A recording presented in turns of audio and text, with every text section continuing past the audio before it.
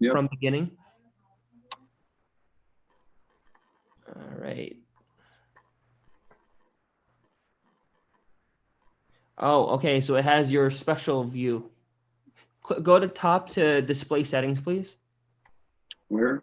Display settings on the top of your screen. No, I'm not seeing that. You may have us showing in front. If you could kindly move the images in front of the top of your screen, you can drag them out. Yep. Okay. Okay, you see it says display settings. I don't see display settings anywhere. Okay, I'm seeing your special view. That's why I can see the side the presenter sees when they're showing a PowerPoint. Yeah. Display settings, there it is. Okay, now what? I can't actually see what you're clicking on. I clicked on display settings. It says swap presenter view and slideshow. Yeah, That's swap. what that you want to swap, David. Yeah, swap. There we go. Now we're talking. Now we're talking. Okay. Okay, so I'm gonna start recording on my end. This is already live on YouTube. Mhm. All right, I started the recording on my end. This is beautiful. Thank you. All right, so let me just finalize about pulling up. So Jeremiah, any idea who's going to attend today, what our audience looks like? So our audience is going to be primarily right now Baha'is and some friends, but it's going to be everybody in the end. So right now we're on YouTube Live. So hi everybody who's joining us. So past, present, future. We have some people are joining us now for the live meeting, and then this is going to be posted on YouTube so that those who are joining us after who haven't been able to watch this live, they can join in and catch up, I guess. So we are live now on YouTube. Everyone, I would like to introduce on behalf of the Clearwater Baha'is in Clearwater, Florida, our speaker, David Langness. He's a staff writer and editor at BahaiTeachings.org. This week's topic is teaching the Baha'i faith online. So a little intro, and you can find this intro until our next event that we're posting for next week. We have this introduction that could, I guess, frame what we're talking about today. When Payam Zamani started the website BahaiTeachings.org in 2012 and brought David Langness on as its first editor, they wanted to utilize the vast reach of the online medium through the written and spoken arts to spread the teachings of Baha'u'llah. This quote is from Baha'u'llah.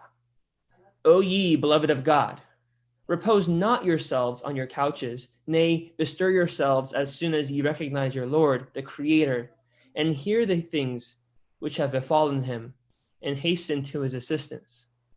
Unloose your tongues, and proclaim unceasingly his cause. The source is Gleanings from the Writings of Baha'u'llah, page 329. BahaiTeachings.org has now become a powerful global teaching tool for the faith, with an audience of millions of people, most of them seekers of the Baha'i faith. Join David Langness on Sunday, July 26th, today, right now, as he discusses the imperative to teaching the faith through the written and spoken word, and how individuals and communities can join in. Effort must be made that slumbering souls may be awakened. Now, this is a quote from Abdu'l-Baha. Effort must be made that slumbering souls may be awakened. The heedless become vigilant, and that the divine teachings, which must constitute the spirit of this age, may reach the ears of the people of the world, may be propagated in the press and set forth with brilliance and eloquence in the assemblages of men. This is from selections from the Writings of Abdu'l-Baha, page 223. So with that being said, David, hi. Hi, John. Thank you. Thank you for joining us. So it's pleasure. all yours. Thank you very much. Gosh, I wish I could see everybody who is here, but I can't see everyone. So welcome. Thank you for joining us today. It is my clock on my computer says 7:58 a.m. Should we wait a couple minutes? Yeah, we can wait a couple minutes to actually start the presentation, but we can do introductions. First off, you have on your screen, because you're on Zoom, we're all on Zoom, you have the ability to actually click on participants and see who's in the meeting. So there's a box that you probably minimized, and that minimized box may look like the talking colon and then the person's name that's talking. That's the box you want to enlarge. If you highlight that with your mouse, you'll have different view options. Great. So I usually will show the thumbnail video option, so it doesn't take too much room on the screen where you want to actually present from your PowerPoint. So I'm not gonna worry about it, John. Don't worry. Okay, cool. And then other things are for all our participants joining us today, please comment. If you're on YouTube or Facebook, we'll be looking and be answering your question live. Of course, if you're on Zoom and you have a question, please in the chat bar, it should be in your toolbar, either on the bottom or the top of your screen, unless you chose some other part. You should be able to see the chat item with a little box above it. That chat icon, if you click on it, you have the option to send messages to people within the chat. So we're kindly asking you send either to Clearwater Baha'is or to John Pills. That's me. So if you send to Clearwater Baha'is, I'll get the message after I get sent the message. If you send it to me, I'll see it directly. And then we'll pose the question to David. But we're going to be making it a little conversational too today, right?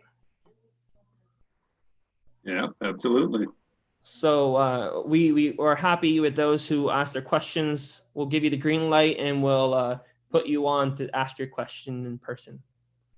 Well, I would definitely do not thank you, John. I don't want to make this a lecture. I'd love to make it as conversational as we can. So please, as soon as we're finished with the slides, jump right in and we'll discuss all this. I would like to know, thank you once again to John and the Clearwater Baha'is for inviting me. I'd really be interested to see if there's anyone here this morning who this is their first time at a Baha'i meeting. If so, it would be great if you could let us know so I can know what to say this morning. I don't want to jump right in and just assume that everybody on the call already knows what the Baha'i faith is. So let us know if this is your first Baha'i Fireside. If not, welcome. Thank you for coming once again. This is an unusual experience for me. I don't do a lot of Zoom work except with the Baha'i teaching staff. So bear with me. I may need some instruction. That's why John's here to help me. And let's talk. I always like to start out a Baha'i meeting with a prayer or a selection from the Baha'i writings. So I've chosen one this morning from a book called Tablets of Baha'u'llah. And if anybody here, if this is your first Baha'i Fireside, Baha'u'llah was the prophet and founder of the Baha'i faith in the 19th century. And this is a paragraph, just a single paragraph from a book called Tablets of Baha'u'llah. Baha'u'llah wrote, "It is binding and incumbent upon the peoples of the world, one and all, to extend aid unto this momentous cause, which has come from the heaven of the will of the ever-abiding God, that perchance the fire of animosity, which blazeth in the hearts of some of the peoples of the earth, may, through the living waters of divine wisdom and by virtue of heavenly counsels and exhortations, be quenched, and the light of unity and concord may shine forth and shed its radiance upon the world.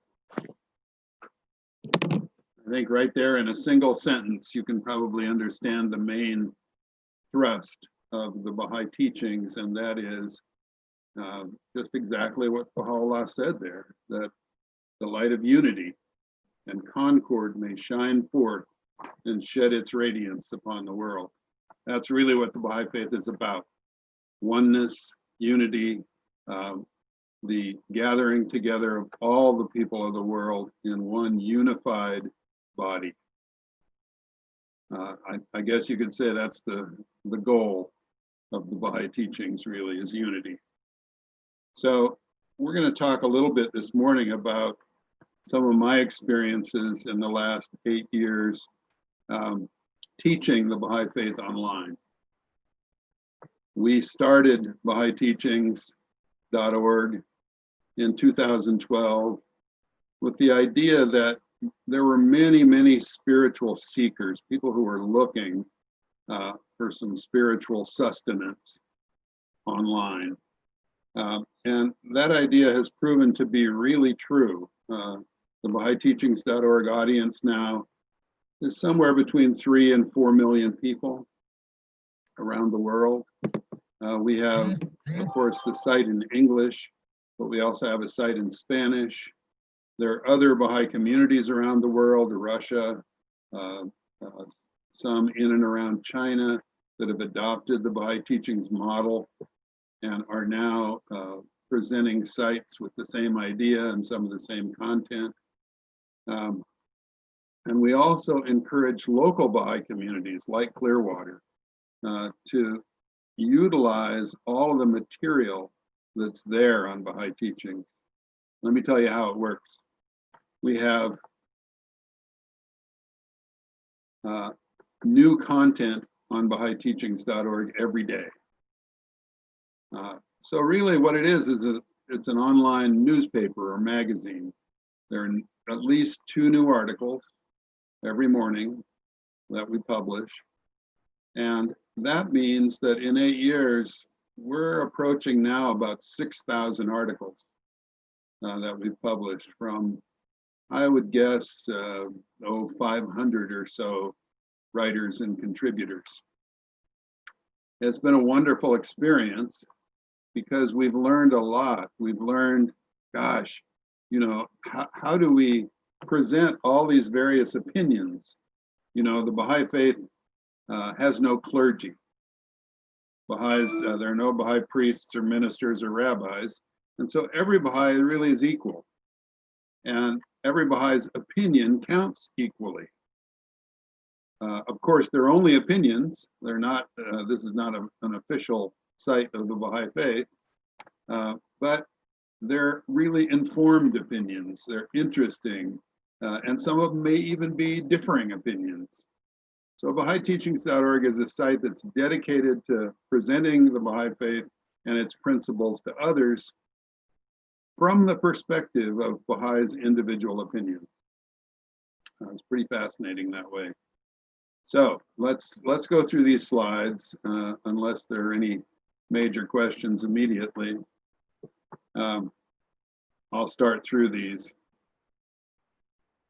This is a little quote from Abdu'l-Baha. He said, "If only thou couldst know what a high station is destined for those souls who are severed from the world, are powerfully attracted to the faith, and are teaching under the sheltering shadow of Baha'u'llah. Consecrate thyself to service in the cause of God. Limit thy thoughts to teaching the faith." Pretty fascinating to me, that kind of direct guidance from Abdu'l-Baha, who, those of you who this is your first fireside, Abdu'l-Baha was the son of Baha'u'llah and the head of the Baha'i faith after his father's passing. Limit thy thoughts to teaching the faith. And I should tell you that Baha'is do not proselytize. We do not go out and try to tell others about the Baha'i teachings unless they ask. That's really one of the big ideas behind BahaiTeachings.org, is to make those things available to people if they're curious. There are no, paid Baha'i teachers. Baha'is share their faith with others when they're interested and not when they're not interested. So this focus on teaching the faith means a lot of different things. It doesn't mean go out and talk to people about the Baha'i faith without their consent. What it means is not only to tell people verbally, but in action to demonstrate the principles of the Baha'i faith. Love, compassion, kindness, all of those things. Abdu'l-Baha said at one point that Baha'is should best demonstrate their beliefs through their actions. All right, let's move to the next one here. I don't know if you can see this photograph very well, but it's actually a picture of Abdu'l-Baha on a ship called the USS Cedric. It was taken on December 5th, 1912, as Abdu'l-Baha was leaving North America. He had just spent 8 months, 239 days in the United States and Canada, traveling from place to place and giving talks, interviews, presentations about the Baha'i teachings. This was a unique historical event because this was the first time really the head of a major new faith had come to North America to proclaim that faith. You can see Abdu'l-Baha kind of in the center of the picture there. He's the one with the white beard. At the time in 1912, he was 68 years old. And he had spent a great deal of his life in prison, as did his father, who was imprisoned and exiled for teaching the Baha'i faith in a predominantly Muslim culture at the time, which was very conservative and reacted badly to these new progressive Baha'i teachings, the equality of men and women, the attainment of world peace, the adoption of a universal auxiliary language, etc.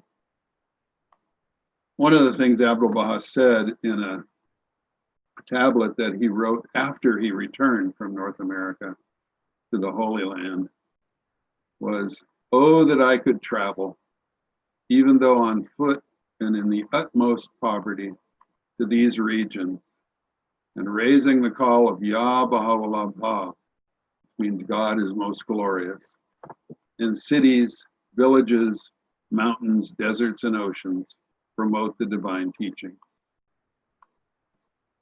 That's exactly what Abdu'l-Baha tried to do as he traveled. When he left North America, he spent time in Europe, in France, finally in Egypt. For 3 years, he traveled to different parts of the world and spent all of his time telling people about the coming of Baha'u'llah, which Baha'is regard as the return that's spoken of in all the great faiths of the world. Baha'is view Baha'u'llah as a major prophet of God, the founder of a new world faith. And that faith is not in competition with other faiths. Instead, it cooperates. Instead, it brings together those faiths. Abdu'l-Baha asked the Baha'is to do 4 things when he talked about teaching the Baha'i faith. He said that Baha'is should avail themselves of the occasion, seize the opportunity, rush forth, and win the prize. And what that means from a Baha'i perspective is not so much to gain converts or to convince people to become Baha'is. What that means is for a Baha'i, teaching the faith really means demonstrating to others through actions and words that Baha'u'llah has come and that we have entered a new era in human history, the era of unity. So Baha'is when they engage others on the subject of the Baha'i faith, they do so in a loving, kind way, not in a prescriptive way. Here's what Abdu'l-Baha said when he was asked, how can Baha'is possibly do that? He said, if their task is to be confined to good conduct and advice, nothing will be accomplished. Pretty fascinating, because I think most Baha'is feel, well, if I just conduct myself well, if I behave as a Baha'i should behave, and speak to people about that, that's teaching. Not what Abdu'l-Baha said. Instead, he recommended 4 specific ways to teach the Baha'i faith and its principles. And there's the quote.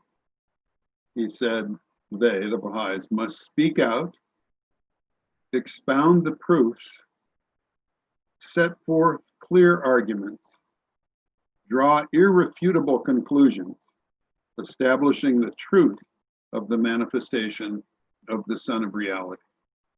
Let's break that down a little bit. First, he said they must speak out.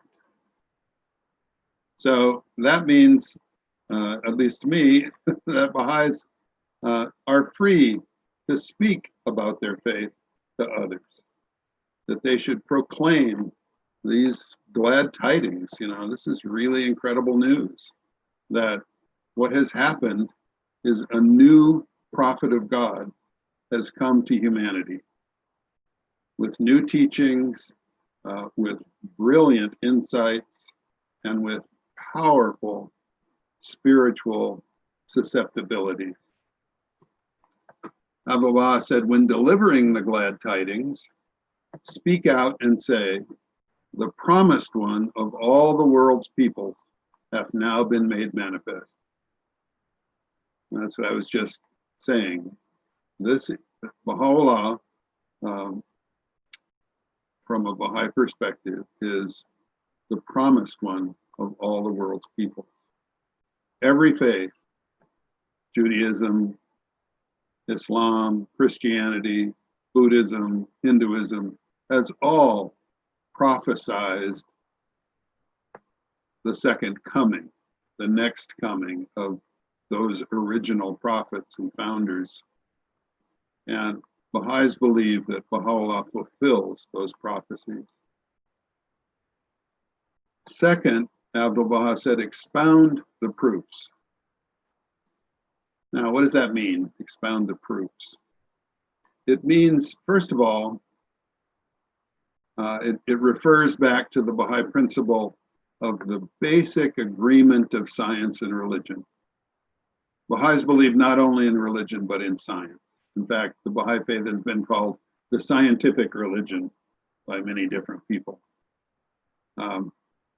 So Baha'is believe that there are proofs for the Baha'i principles, for the existence of God, for the coming of this sequence of prophets that have come to educate humanity. Abdu'l-Baha said, when a man arises to expound the argument of God and invite people to enter into the religion of God, and when he utters these arguments and advances consummate proofs concerning the appearance of the great kingdom, then intense love shall become manifest in his heart. This love causes the development of his spirit. I think that's a pretty profound statement. This love that's created in the heart by expounding the proofs causes the development of the spirit. I found that to be true myself. I've had an incredible, wonderful opportunity to speak to millions of people through BahaiTeachings.org the last almost decade now. And it's been a wonderful opportunity because Baha'i Teachings is global. We reach people from all different cultures at all different levels of development and education all over the world. And it's been my great privilege and bounty to be able to communicate with those people, answer their questions, and see how their eyes light up and their soul lights up when they encounter the Baha'i teachings. What a great privilege that's been. Next, Abdu'l-Baha said, set forth clear arguments. In other words, the Baha'i faith is not only a mystical faith, although it's certainly that, it's also a logical faith. So Baha'is believe that there are clear, concise, logical arguments that can be made for every one of the Baha'i teachings. And that's what we really try to do at BahaiTeachings.org, is put those arguments forth and let people decide for themselves. That is one of the primary principles of the Baha'i faith, called the independent investigation of truth. It's really the reason why Baha'is have no clergy. That means that it's everyone's responsibility individually to investigate truth for themselves and decide what it is. All right, Abdu'l-Baha said, public opinion must be directed toward whatever is worthy of this day. And this is impossible except through the use of adequate arguments and the adducing of clear, comprehensive, and conclusive proofs. That means for Baha'is a whole host of things. But it first of all means that if a Baha'i wants to teach the faith and transmit its great spiritual power and truth to others, he first has to teach himself. And that's one of the things Baha'u'llah said, first teach yourself. Learn these principles and learn to explain them in a cogent way to others. The last thing Abdu'l-Baha said in that statement we read earlier was, draw irrefutable conclusions, establishing the truth of the manifestation of the Son of Reality. He said, Baha'u'llah said, we have truly revealed the signs, demonstrated the irrefutable testimonies, and have summoned all men unto the straight path. So, pretty simple. 4 really clear instructions for Baha'is who desire to teach their faith to others. Speak out, expound the proofs, set forth clear arguments, and draw irrefutable conclusions. Kind of a nice logic path that moves from one thing to the next. One more time, let's look at it again. Speak out, expound the proofs, set forth clear arguments, and draw irrefutable conclusions. Now we get to the promises of the Baha'i teachings about teaching the Baha'i faith. And let me first preface this by saying that it's the responsibility of all Baha'is to teach their faith in whatever way they can. This is what my friend Hooper Dunbar calls the minor covenant, the individual covenant between God and man. This idea that each of us, if we know something that will contribute to the peace and unity of the world, we have to share that. It's our duty to share it with others and not just keep it to ourselves. In the same way, if you were, crawling through the desert about to die of thirst and you came upon a beautiful fountain, you would not only take a drink of that water yourself, but you would offer it to others. And in that same sense, all Baha'is are expected to share the Baha'i teachings with others. Like I said, not in any proselytizing way.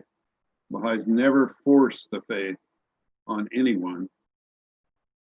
And in fact, Baha'is are prohibited from doing that in the Baha'i writings, but in a way that allows others to know about it. And that really is the principal method that the Baha'i teachings bring for spreading peace and unity amongst humanity. The Baha'i faith is really a grassroots organization in many ways. And that means that just like Christianity, when Christ first appeared, and any other new faith, it first gathers people through the power of its spiritual utterance. And then when a sufficient number of those people are gathered together at the grassroots level, they began to exert an enormous amount of change from below, not from the top down, but from the bottom up in society. If you look at the history of Christianity, for example, how it appeared in this incredibly corrupt Roman society, and gradually over time, because enough people became followers of Christ, that society began to alter and change, really in consequential ways. So the teaching work should be actively pursued by the believers because divine confirmations are dependent upon it. What does that mean? This is what Abdu'l-Baha said. Should a Baha'i refrain from being fully, vigorously, and wholeheartedly involved in the teaching work, he will undoubtedly be deprived of the blessings of the Abha kingdom. That's a scary quote to me.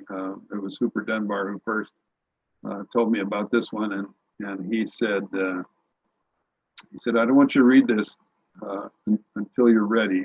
You know, it's frightening. And it is in some ways. The Abha kingdom, by the way, for those of you who haven't heard that term before, means the next world, the afterlife, the place we all go after we leave this physical plane. Baha'is, by the way, don't believe in physical places called heaven or hell. There's just one next world, one afterlife, and all of us reap the rewards of this life there. Abdu'l-Baha said in that same passage, O ye servants of the Blessed Beauty, that's another title for Baha'u'llah. It is clear that in this day, confirmations from the unseen world are encompassing all those who deliver the divine message. Should the work of teaching lapse, these confirmations would be entirely cut off, since it is impossible for the loved ones of God to receive assistance unless they teach. Ooh, that's another pretty tough passage from the Baha'i writings. But let's move back to what we're trying to do at Baha'i teachings and how that works. Abdu'l-Baha, when he sailed to America in early 1912, when he docked in New York Harbor on the ship, there were several small boats that came out. There was a great deal of interest in Abdu'l-Baha's visit to the United States. There were several small boats that came out to the ship and brought newspaper reporters. And there were a whole handful, well, even more than that, many reporters from different newspapers who wanted to interview Abdu'l-Baha even before he disembarked into America. So they did so right there on the ship. And there was one reporter from the Philadelphia Inquirer, one of the great American newspapers, who asked Abdu'l-Baha, what he had to say to the people of North America. And the first thing Abdu'l-Baha said was a comment on journalism. It's fascinating. Now, this is the quote. He said, "The pages of swiftly appearing newspapers are indeed the mirror of the world. They display the doings and actions of the different nations. They both illustrate them and cause them to be heard. Newspapers are as a mirror which is endowed with hearing, sight, and speech, They are a wonderful phenomenon and a great matter. When I read this quote, I think that Abdu'l-Baha was not just talking about paper and ink. The pages of swiftly appearing newspapers. What does that mean to you? To me, it means the pages of the web. That Abdu'l-Baha was talking about a future state of, how we get our journalism and our education. Next, during that same visit, Abdu'l-Baha talked about eloquence.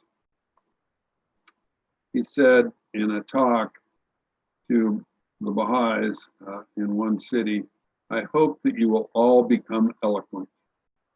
The greatest gifts of man are reason and eloquence of expression. The perfect man is both intelligent and eloquent. He has knowledge and knows how to express it. Unless man express himself in this day, he will remain like a closed casket, and one cannot know whether it contained jewels or glass. I desire that all of you may speak on the material and divine sciences with clear and convincing words."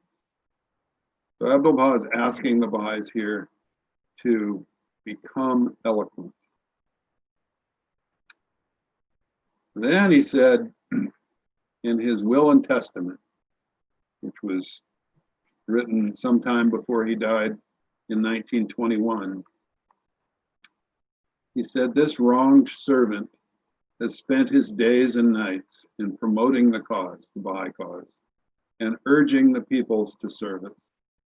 He rested not a moment till the fame of the cause of God was noised abroad in the world, and the celestial strains from the Abha kingdom roused the east and the west. The beloved of God must also follow the same example. This is the secret of faithfulness. This is the requirement of servitude to the threshold of Baha." So that really is one of the big secrets of being a Baha'i and being a faithful Baha'i, is being able to move the Baha'i cause forward in the world. There was a wonderful Baha'i in the early days of the faith in the United States, early 1900s, named Juliet Thompson. Juliet was a renowned artist. Many of her paintings still hang in the halls of Congress in Washington, D.C. She painted portraits of presidents and first ladies, and she was a very famous portraitist at the time and also a Baha'i.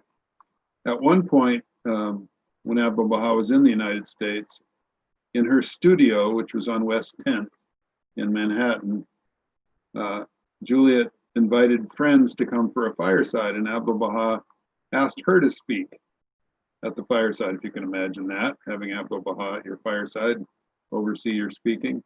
Afterwards, Abdu'l-Baha spoke just a little bit, but mostly he let Juliet speak, and she did. And afterwards, she asked him, how did I do? and his answer was 3 short words. He said, "Proofs, Juliet, proofs." She was a very emotional speaker. She spoke from her heart, but apparently she was a little lacking in the area of showing that logic path that we talked about a little earlier. What Abdu'l-Baha meant by proofs was rational arguments. And he says it right here from a book called Some Answered Questions. The word of God is as clear as the sun. This is a spiritual argument, but it cannot be presented to the material philosophers at the outset. Rather, we must first present the rational arguments, and only afterwards the spiritual. The rational arguments. So as Baha'is, we have to figure out, okay, not only what do we believe, but how do we believe those things? What are the rational arguments and the proofs for the things we believe? In other words, a Baha'i is not only a Baha'i in their heart, in their soul, but also in their mind. Abdu'l-Baha told people at one point never to accept anything which the logical mind rejects. That's part of this primary Baha'i principle of the independent investigation of truth. This is a quote from Baha'u'llah, which is a very central quote for Baha'is, and really, I think, summarizes much of what the Baha'i faith is about. Today, victory neither hath been nor will be opposition to anyone, nor strife with any person, but rather what is well-pleasing is that the cities of men's hearts, which are under the dominion of the hosts of selfishness and lust, should be subdued by the sword of the word, of wisdom and of exhortation. Baha'is are forbidden to use violence. This is a non-violent faith. Baha'is never, ever harm another. In fact, Baha'u'llah said, if you're a Baha'i, it would be better to be killed than to kill. In the old days, it was all right for teachers of various faiths to use violence to teach their faiths. If you look at the history of the Crusades, that will give you a good example. Not for Baha'i. No Baha'i can use violence, either physical or verbal, ever. So instead of the sword, Baha'is rely on the word. They do that by using convincing arguments and proofs. And that's what we try to do at Baha'i Teachings, is each essay that we publish, every article, has to have a logic path. It has to move through a series of arguments for the premise that people use. You probably all learned this in your composition classes in high school or college. You know, the old essay form where people make a thesis statement and then they have to prove it. That's essentially what Baha'is do. Abdu'l-Baha said, this wronged servant has spent his days and nights in promoting the cause and urging the peoples to service. The beloved of God must also follow the same example. Thank you.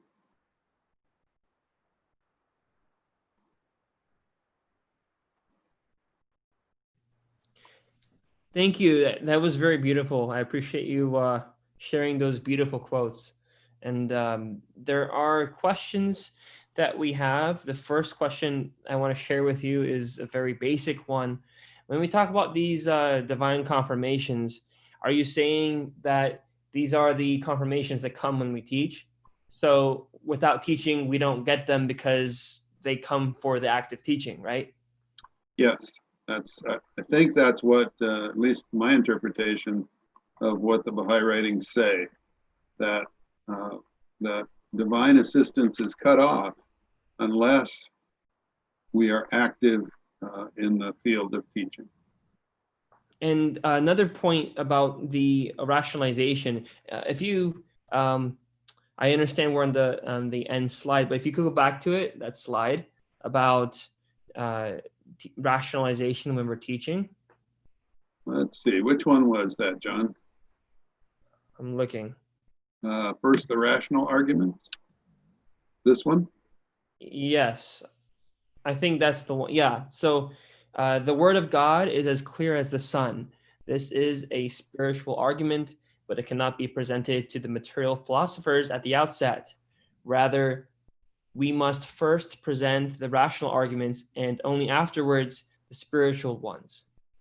So would you think, or would you agree that the Some Answered Questions book itself, where Abdu'l-Baha is talking about scientific matters, or he's talking about matters that are not particularly to perhaps a church, if you will, They are talking with rationalization, and it's a model for Baha'is to follow.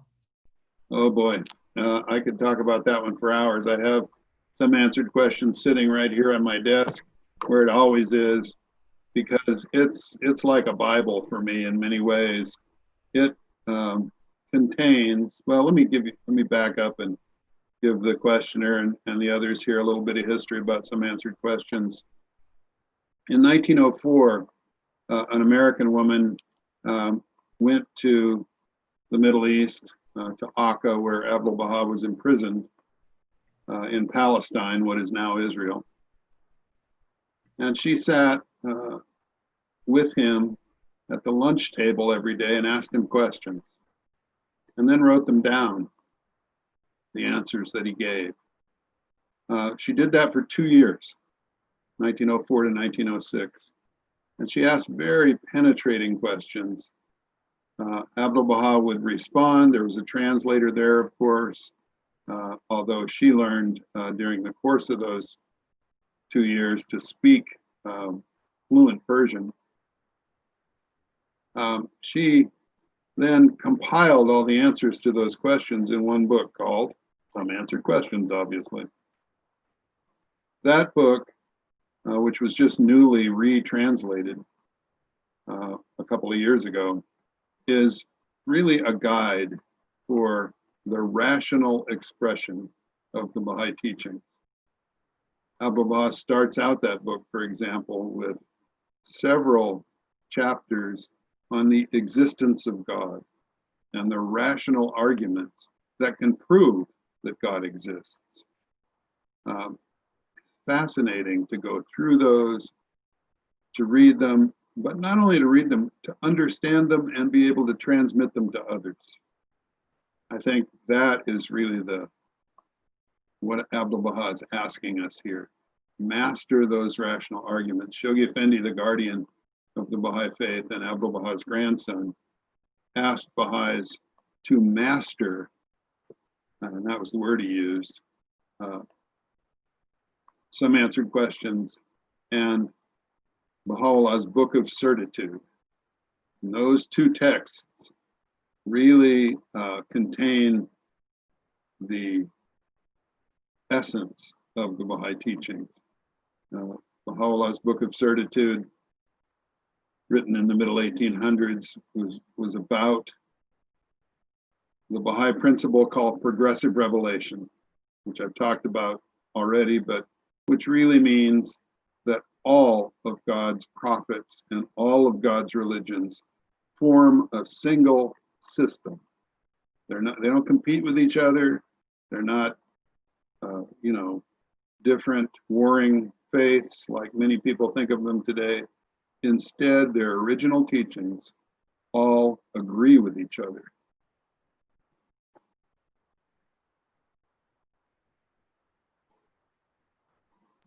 That is really a challenging concept for a lot of the conflicting viewpoints today, where people believe that, again, as you had mentioned, they're separate systems and not one, where Baha'is believe it is one system.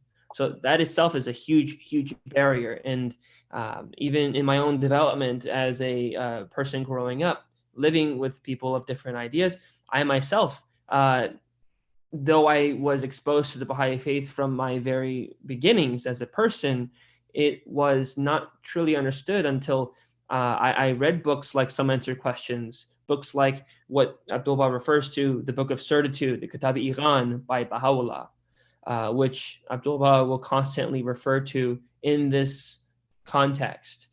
And I do want to point out a question that someone asked, Edward Respes.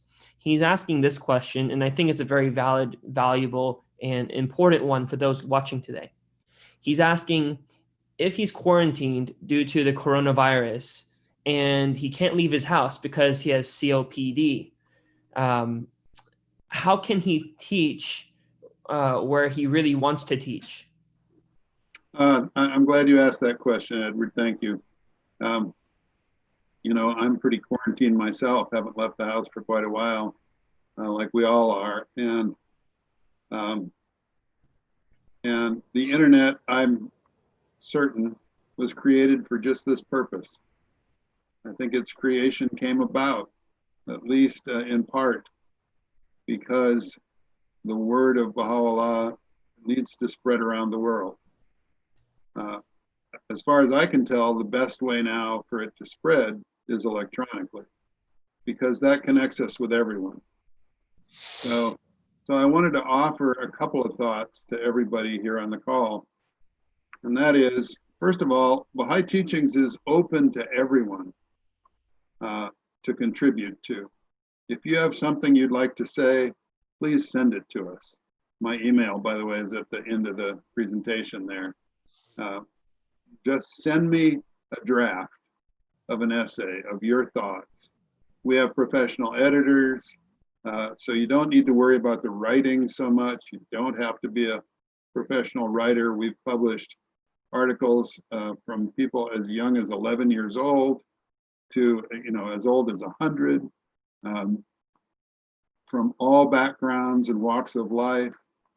Like I said, they're not professional writers necessarily.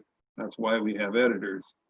So feel free to become part of the Baha'i Teachings family and send in your essay. When that happens, let me tell you what occurs. It gets edited, then posted on the website. And on average, that article will be seen by somewhere between 20 and 30,000 people. Now, if you can imagine what that's like, probably about 90% of those people are not Baha'is, they're seekers. And they come to the site every day to learn more about the Baha'i faith. It's an incredible opportunity. I tell people it's like hearing a knock on your door tonight. You go to the door and there are 20,000 people standing outside saying, please tell me what you know about the Baha'i faith. This is your opportunity to do that. You can also do it locally. Most Baha'i communities, and I know Clearwater is one of them, have their own websites. They're underutilized at this point, fairly new historically, and that means that local Baha'is can create their own content on those websites and promote them in their locality. It's really simple to do. Most people don't understand how social media works, but for an average of about $10, you can have Facebook, for example, just one example, promote what you've put on your local website. It's simple to do, really easy through Facebook. And we've done that. It has reached interested people in local communities. Also, if you don't want to do it that way, all of the material on BahaiTeachings.org is free and free of copyright. We don't copyright anything. We encourage local Baha'i communities to use it in their newsletters, on their websites, etc. So please feel free to not only become a Baha'i Teachings contributor. It's a wonderful way to teach the faith. You don't have to leave your house to do it. And you can also do that with your local Baha'i community as well. There are many other outlets, I should say, too, for Baha'is who want to teach in this way. Probably many of you are familiar with Baha'i Blog. There are others as well. Baha'i Teachings is the largest of them, and we welcome new contributors all the time, every day.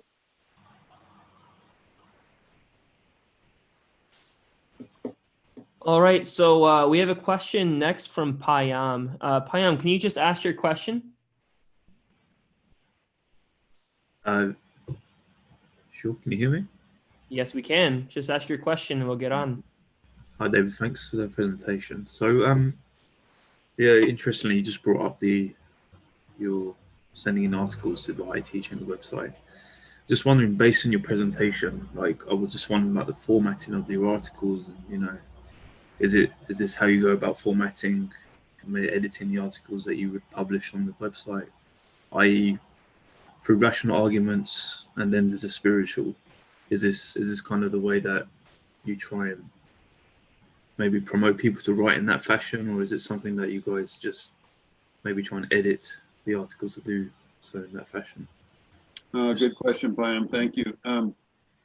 We've published a whole host of different approaches. We try not to impose our preferred approach on everyone. We have published poetry, fiction, personal memoir type stories, many articles about how I became a Baha'i, for example, written from very different perspectives, cultures, ages, genders, races, etc. We publish a whole host of articles all the time on contemporary issues and how the Baha'i teachings relate to those issues. We try to take a very, pardon the expression, a very Catholic point of view. That's Catholic with a small c, which means, welcoming of all points of view. And so don't worry so much if you're writing a draft essay for Baha'i teachings about the format. I personally really like, because of the things I presented this morning, I personally really like a series of rational arguments that back up a thesis, but that's because I used to be an English professor. It doesn't have to be in that form.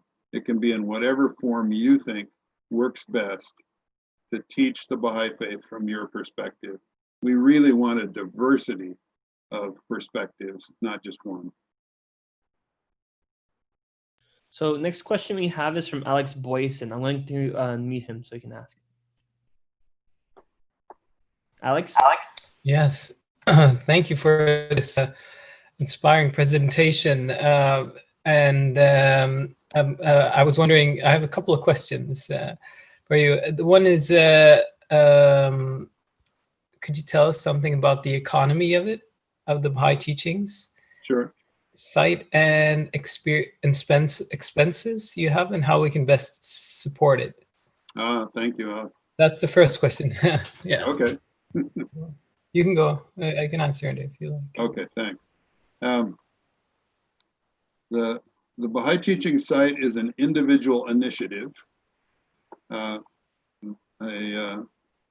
internet entrepreneur, Silicon Valley, very successful entrepreneur named Payam Zamani, supports it financially, started it and continues to support it through his business, which is called One Planet. Payam has very generously supported it since the beginning. We now have a staff of, I think, about 10 people that work part-time or full-time on the site. And we coordinate and consult all the time on a constant basis with the National Spiritual Assembly of the Baha'is of the United States, other NSAs, and the Universal House of Justice.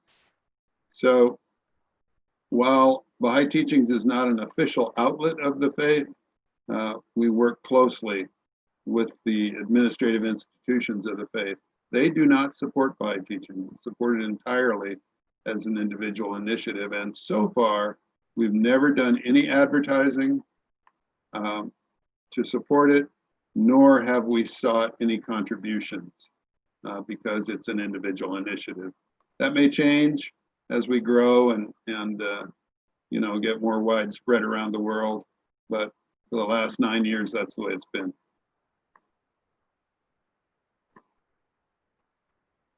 Thank you very much.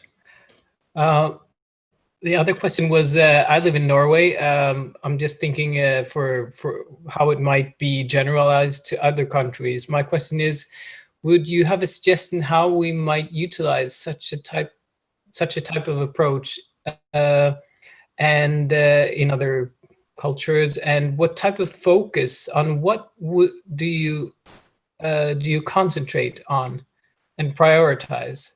So what type of focus have you found to be most effective, if anything? Yeah, that's a very good question. And greetings to Norway, my ancestral homeland. My family is Norwegian. And I really love Norway. Anyway, we do try to focus on the widest possible range of subjects that we can.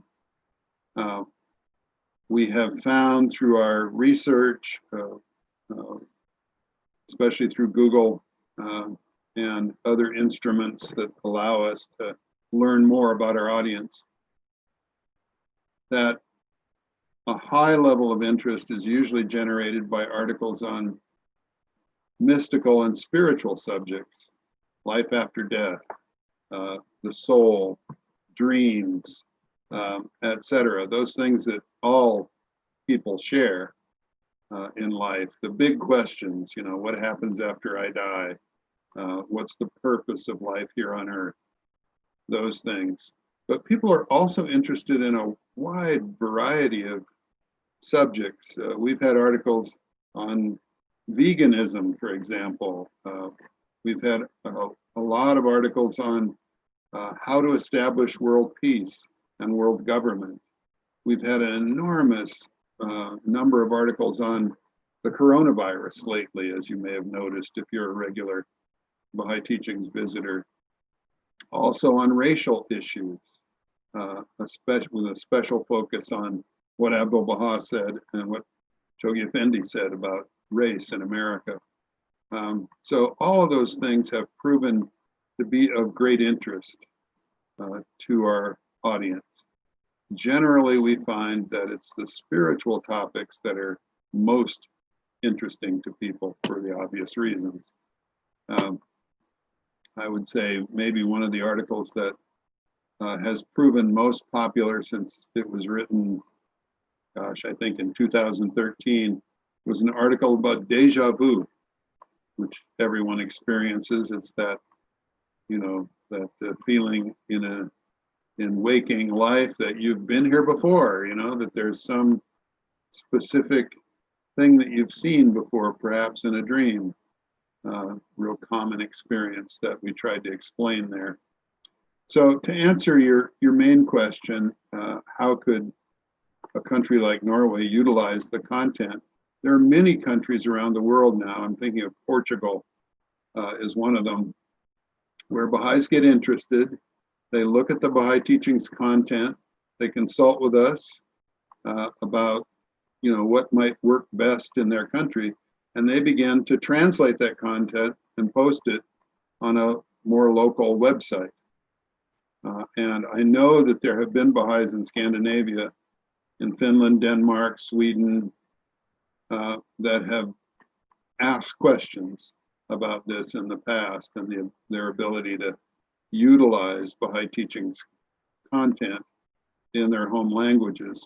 We give complete ability, no cost, no charge to anyone who wants to do that. As long as, and there's just one caveat, as long as the line first published on Baha'u'llah.org is included in all those translated articles. So feel free to use whatever you like. We purposely don't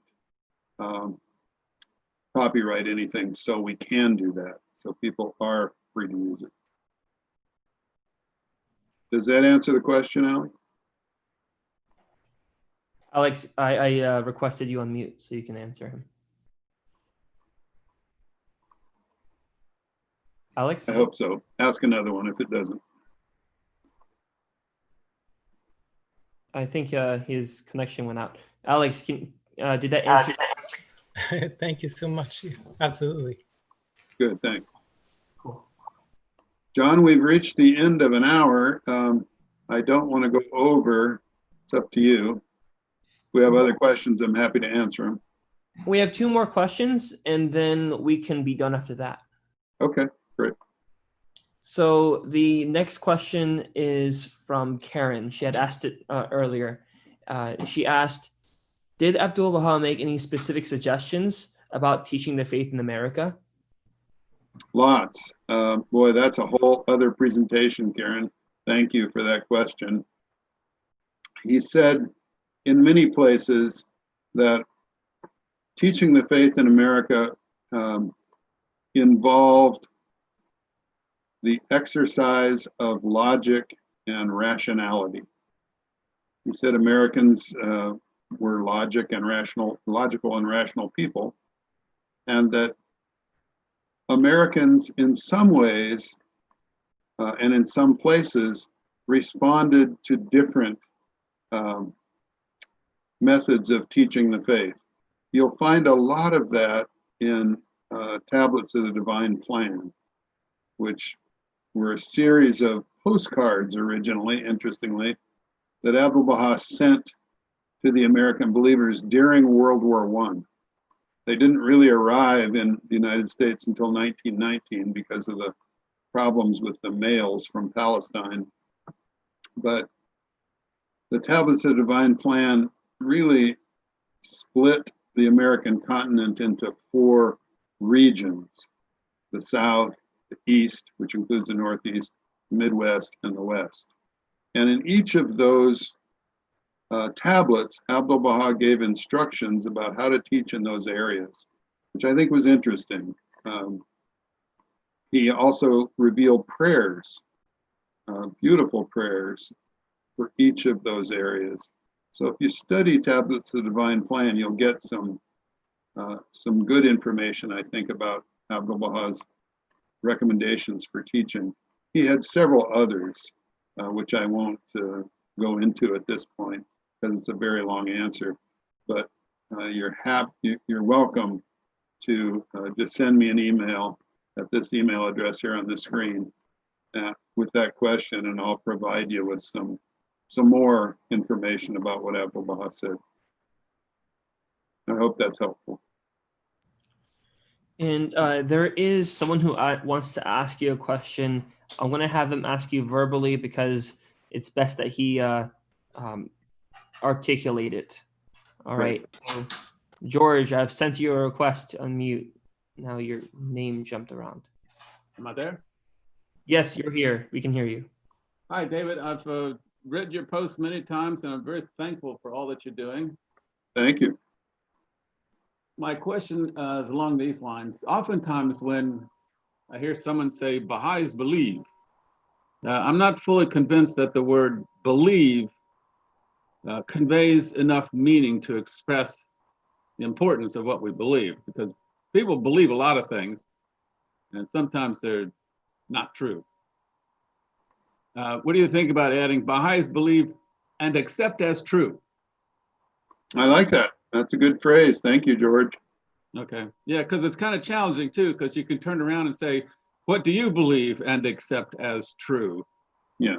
And then now they've got a, they're on the hot seat. Sure. Yeah, it's a good suggestion. Thank you. Well, that is it for today. We appreciate it, George. Thank you for your question as well. We are at our hour. It is 12:01 p.m. We sometimes go over to, well, we've been doing it more frequently than not, till 12:30 p.m. Eastern time. However, we are, for this meeting, trying to go by our normal time frame anyway. So for all of you who are watching, please just know that you can ask questions to David directly. The email is right in front of us on the screen, davidlangness@cs.com. And you can also leave your comments here below on Facebook or YouTube, whichever platform you're using at the present, or Reddit if you're on reddit.com. That all being said, we are on www.clearwaterbaha'is.org. If you're joining from another community, your community may have a website right now that you can visit to get in touch with your own local community. However, if you like our content from the Clearwater Baha'is, feel free to use our content, just as BahaiTeachings.org is widely available and you can use it for whatever you need to do. Likewise with Clearwater Baha'is, our material is yours to use. And we hope that this has been not just informational, but inspirational, that you can start something on your own and there are people out there who can assist. So don't feel ashamed to stretch a hand for help. So David, would you like to close it out? Yes, thank you. I just wanted to thank John and Jeremiah and all the Baha'is in Clearwater for setting this up. It's been terrific. Thank you, everybody who attended, and please send me questions if you have more. I'm happy to answer them, and send me essays for Baha'i teachings if you like. We would love to see them. Thank you.